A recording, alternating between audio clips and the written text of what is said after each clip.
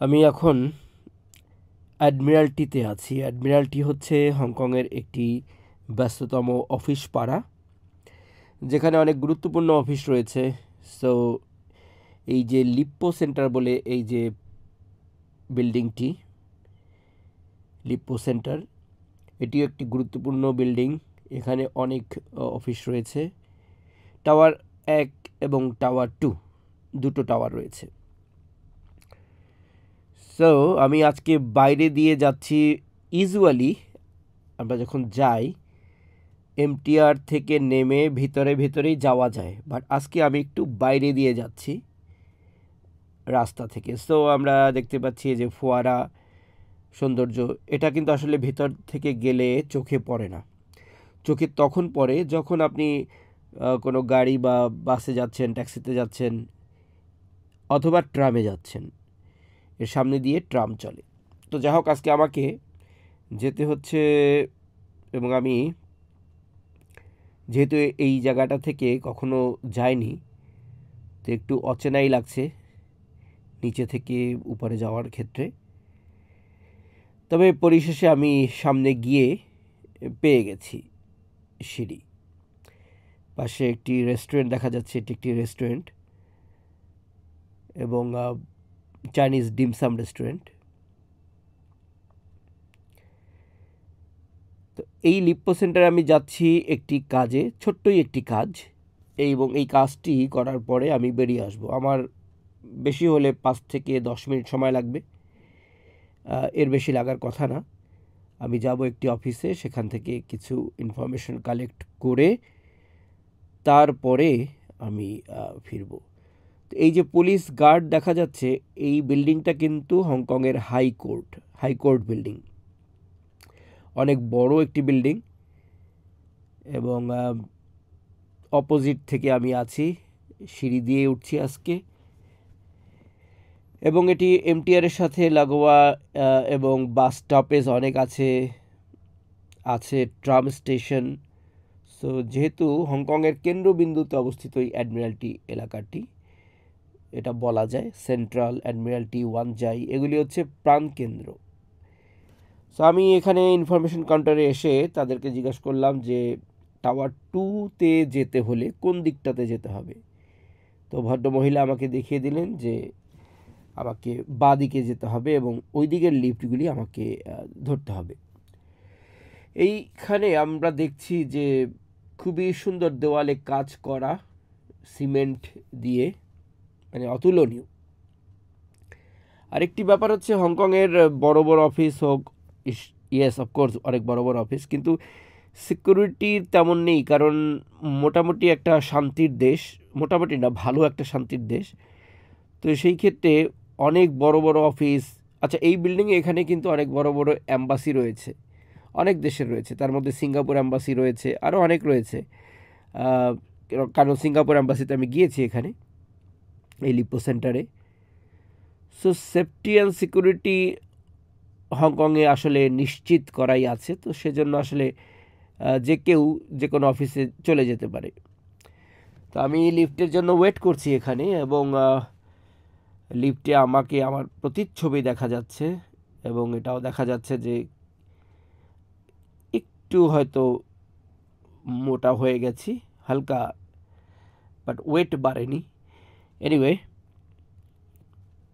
লিফটের জন্য ওয়েট করছি এবং লিফটে গিয়ে আমি আজকে বেশ কিছু এক্সপ্লোর এই কারণে করছি, একটা অভ্যাস হয়ে গেছে। কারণ আগের জামানাতে মানুষ কী করতেন, যে বই লিখতেন, তাই না? তো যাই হোক, আমার কাজ শেষে আমি আবার ফিরে এসেছি, কারণ এর মধ্যে আমি বন্ধ করেছিলাম। এবং দেখুন এভাবে কত সুন্দরভাবে এটা মানে ডিজাইন করা আছে। তো আমি আর সিঁড়ি দিয়ে নামবো না, আমি এখন প্লাজার মধ্যে দিয়ে চলে যাব। কারণ কি, বাইরে থেকে শোরগোল খুব বেশি হয়, হ্যাঁ। সো এই কারণে আমি ভিতর থেকেই যাচ্ছি এবং আমি মনে করি যে ভেতরে দেখার অনেক কিছু আছে। বাইরে আসলে বিল্ডিংয়ের দেখা যায়, বাইরে থেকে বিল্ডিংগুলি সুন্দর, কিন্তু ভেতর থেকে অনেক কিছু রয়েছে, দোকানপাট, মানুষজন, অনেক প্রোডাক্টস। অ্যান্ড ইভেনচুয়ালি আমি একটা জিনিস যদি পাই, অ্যালোভেরা, একটা টিউব আমি কিনতে যাওয়ার চেষ্টা করছি। সো এই আর কি, যে আমরা যাচ্ছি ফুট ওভার থেকে যাচ্ছি, সরি হ্যাঁ ফুট ব্রিজ থেকে যাচ্ছি। হংকংটা আসলে খুব সুন্দর এবং বিল্ডিংয়ের মধ্যে দিয়ে অনেক অনেক এরিয়ার মধ্যে যাওয়া যায়। এই যে বিল্ডিংটি, এটা অ্যাডমিরাল্টি, এবং এখান থেকে আপনি ওয়ানচাই অবধি, যেটা আর একটা ডিস্ট্রিক্ট, সেখানে অবধি আপনি যেতে পারবেন। সো সব জায়গায় না, কিন্তু কিছু কিছু জায়গায় এক জায়গার সাথে আরেক জায়গা যুক্ত আছে, এবং প্লাজাগুলি এতই বড়, মানে কানেক্টেড কানেক্টেড। তো যাই হোক, রেস্টুরেন্ট হংকংয়ে ভরপুর রয়েছে, এবং আমি মনে করি ভবিষ্যতে আমাদের বাংলাদেশি রেস্টুরেন্ট এখানে খোলার যথেষ্ট অপশন রয়েছে, এবং আমাদের দরকার দক্ষ জনবল যারা আসলে এসে কাজ করবেন, এবং যা কিছু হোক না, একটা প্রস্তুতির দরকার হয় এবং একটা স্পেশালিটির দরকার হয়। তা আমি যদি বা আমরা যদি চাইনিজ এ ধরনের রেস্টুরেন্ট এখানে ওপেন করি, সেটা মুখ থুবড়ে পড়তে বাধ্য। যতই না চাইনিজ ফুড ভালো লাগুক অথবা কিছু বানাতে পারি, সেটা কাজে দেবে না, রাইট? সো নিজস্ব স্বকীয়তা সবসময় বজায় রাখতে হয়। তো আমি যাচ্ছি প্লাজার মধ্যে দিয়ে, এটা মানে চির পরিচিত একটা প্লাজা আমার জন্য, বাট আপনাদের জন্য হয়তো আপনারা নতুন দেখছেন। তবে হ্যাঁ, একটা জিনিস আমি আপনাদের সাথে শেয়ার করতে চাই। হংকং প্রত্যেক দিনই কিন্তু আসলে নতুন লাগে। কেন? কারণ পরিবর্তনই এমন একটা জিনিস যেটা হামেশা ঘটে থাকে, এবং হংকংয়ের পরিবর্তন কন্টিনিউয়াসলি হতেই থাকে। মানে আজকে যে জিনিসটা দেখে গেলাম, কালকে হয়তো সেটা ভিন্ন রূপে দেখব, রাইট? ফ্রুটসের দোকান রয়েছে।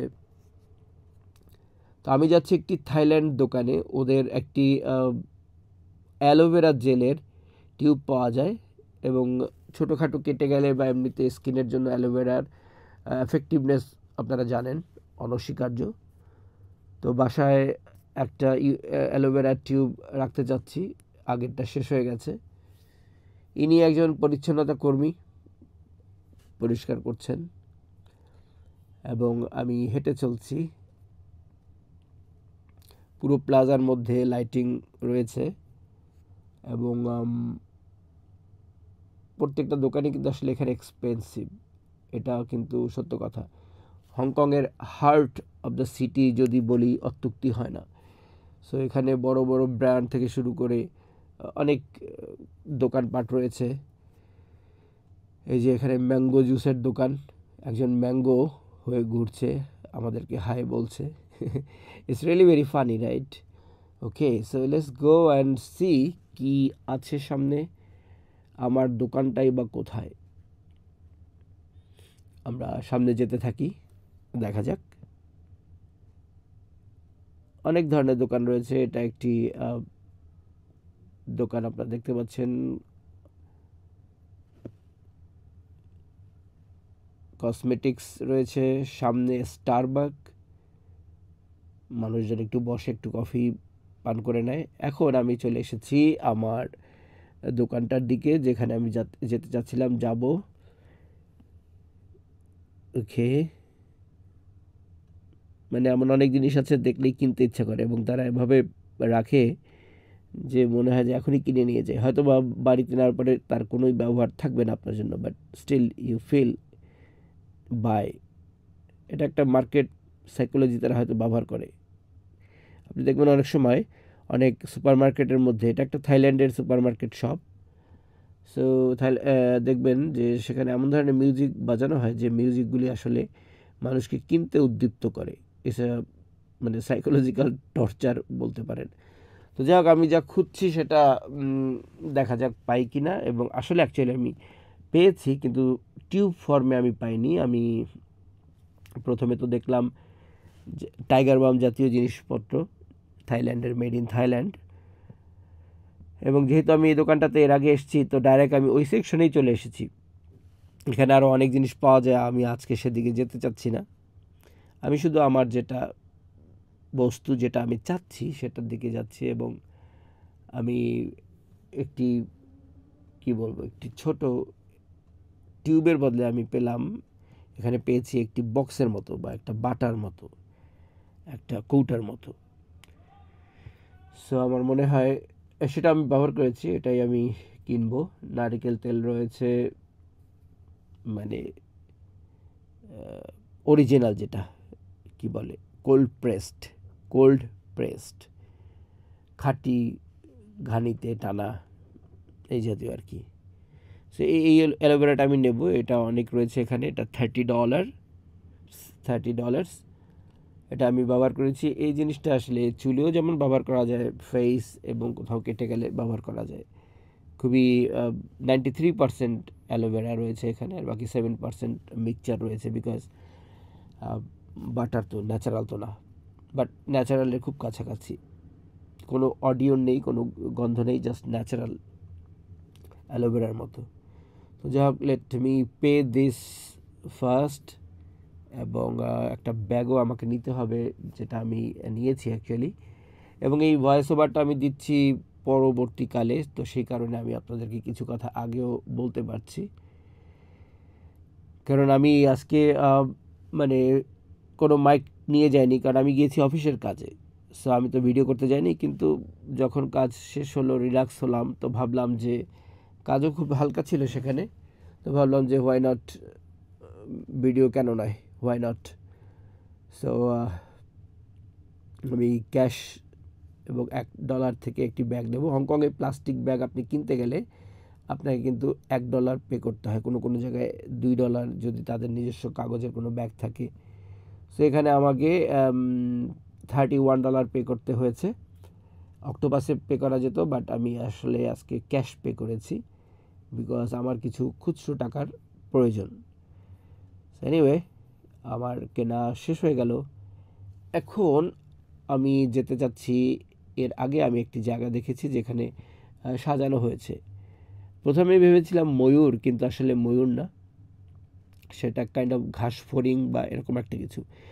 আর আমি বেসিকলি কি বলবো, জঙ্গল লাইফ বা এসবের সাথে খুব একটা পরিচিত নই, তো সে কারণে আমি হয়তো বলতে পারিনি বা পারবো না। এটা একটা সায়েন্টিফিক নামও দেখেছি। যাই হোক, আমরা যাই আগে আগে আগামস্য কথা, কাজ ভালো না, কিন্তু তারপরেও আমি বলছি। এনিওয়ে, যেহেতু এটা একটা এমন প্লেস যেখান থেকে সবাই পাস করতে পারে, আপনারা দেখছেন স্কুল পড়ুয়া বাচ্চারাও যাচ্ছে, ঠিক তেমনি অন্যান্য ব্যবসায়ীরা যাচ্ছে, যাদের এখানে কোনো কাজ নেই তারাও পাস করছে। কারণ একটা জাংশনের মতো, অ্যাডমিরাল্টি আমার একটা জাংশন, এখান থেকে অনেক জায়গায় যাওয়া যায়। সো আমরা যদি বাইরে দেখি, এই যে বিল্ডিংটা আমরা দেখছি হাইকোর্ট, হংকংয়ের হাইকোর্ট। নিচে যে আমরা এর আগে পুলিশ দাঁড়ানো দেখেছি, এটা হচ্ছে হংকংয়ের হাইকোর্ট। সেন্ট্রালের ওদিকে সুপ্রিম কোর্ট রয়েছে, আর ওয়ানচাইতে রয়েছে ডিস্ট্রিক্ট কোর্ট। তো মানে খুব কাছাকাছি এলাকার মধ্যে এগুলি রয়েছে, আর এমনিতে ম্যাজিস্ট্রেট কোর্ট বিভিন্ন জায়গাতে রয়েছে। সো আমরা যে ফুটব্রিজের থেকে যাচ্ছি, এটাও আপনি দেখছেন যে খুবই সুন্দর, এবং যখন থেকে দেখছি তখন থেকেই এমনই একই অবস্থা।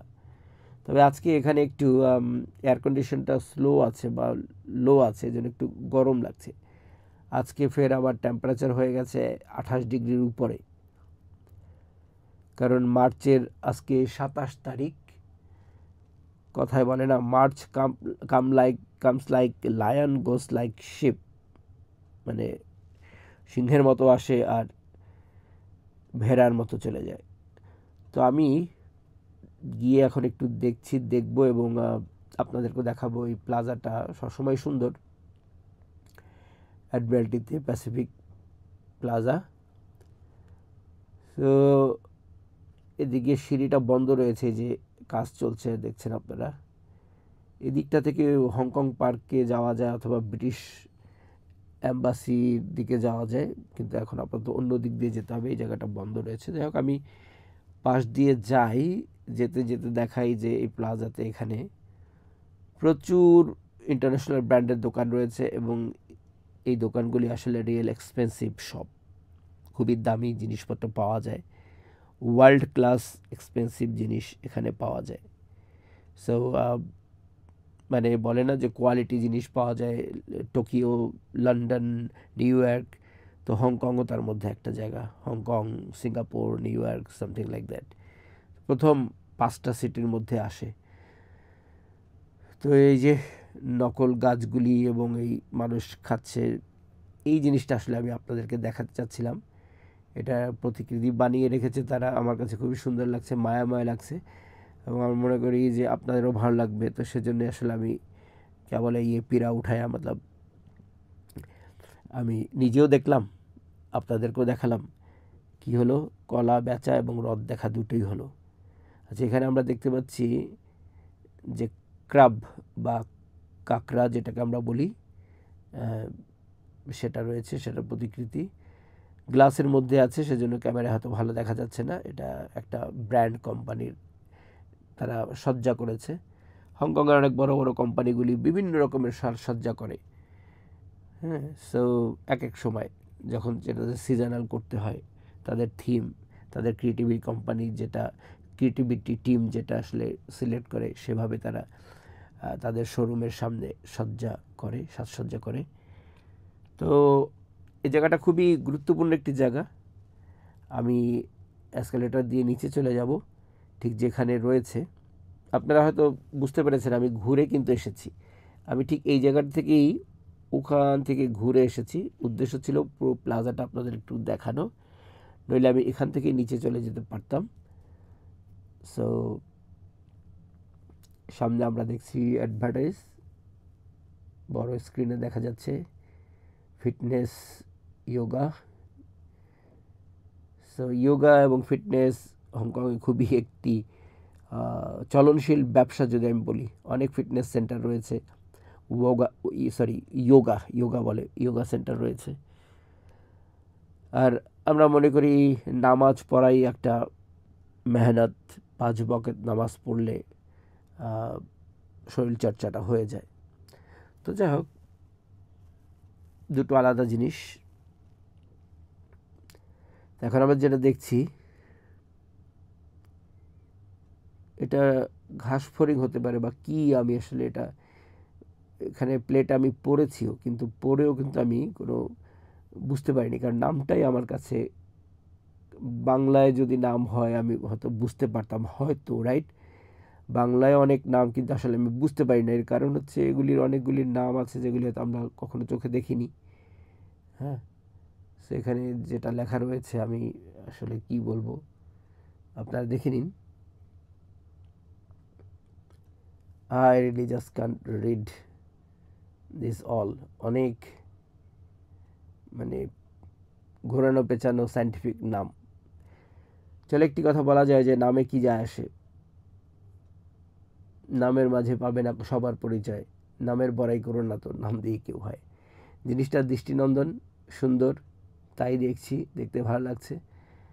জমিনের উপরেও কিন্তু স্টিকার লাগানো রয়েছে, so you guys can watch it, আপনারা ডিসাইড করুন যে এটা আসলে অ্যাকচুয়ালি কী। একটা পতঙ্গ তো অবশ্যই, but I am not sure actually. I am sorry for my ignorance. হ্যাঁ, এই যে সাদা যে কাপড়গুলি, এটা আসলে কাইন্ড অফ ওই যে ক্রিসমাসের সময় সান্তাক্লসের দাড়ি বানায় না, ওই জাতের একটা কাপড় দিয়ে করা, সুন্দর। তো এখন আমি উপর থেকে দেখছি এটা, এবং এখানে একটি ভুল আমি করেছি। যখন উপর থেকে আমি করছি তখন আমার পাশে আমি আমার গ্রিন টির বোতলটি রেখেছি, এবং যেটা কিন্তু একটা ডেঞ্জারাস চিজ, আমি কিন্তু আসলে বুঝতে পারিনি ভিডিওর নেশায়। তো সিকিউরিটি গার্ড এসে কিন্তু আমাকে বলে দিয়েছিলেন যে কাইন্ডলি আপনার এই বোতলটা নিচে নামান, যদি অ্যাক্সিডেন্টলি নিচে পড়ে যায় তাহলে কারো মাথায় পড়তে পারে। সো আসলে আমার মাথায় এটা হয়নি। Next time I am sorry, আমি আর এটা করব না। এটা আপনাদেরকে আমি বলছি, I should not do that, কারণ কারো ক্ষতির কোনো কারণ হওয়া উচিত না। এবং বিশেষ করে আমি নিচে রাখতে পারতাম, কিন্তু আমি যে উপরে রেখেছি, এটা আমার জন্য আসলে ঠিক হয়নি। আমার নিজের হাতেই আনজানে ভুলো মনে এটা পড়ে যেতে পারে, এবং নিচে মানুষজন রয়েছেন, সো এটা একটা কারো মাথায় পড়লে এটা অ্যাক্সিডেন্টের ব্যাপার হয়ে যেতে পারে। তো যাই হোক, আমরা দেখছি আপনারা কিছু বুঝতে পারেন কি না, আমি কিছু বুঝিনি। তো যাই হোক, আশা করি ভিডিওটি আপনাদের ভালো লেগেছে। এবং আগের জামানাতে মানুষ ট্রাভেল কাহিনী লিখতো না, আমরা খুব মন দিয়ে পড়তাম। একসময় একটা ক্যানাডার কাহিনী পড়েছিলাম। একজন ভদ্রলোক ক্যানাডা, আমেরিকা, বাংলাদেশ নামে একটি বই লিখেছিলেন, এবং সেই বইতে পড়ে আমরা খুব চমৎকৃত হয়েছিলাম আমি, কিন্তু আজকের এই যুগে to see is to believe. ধন্যবাদ।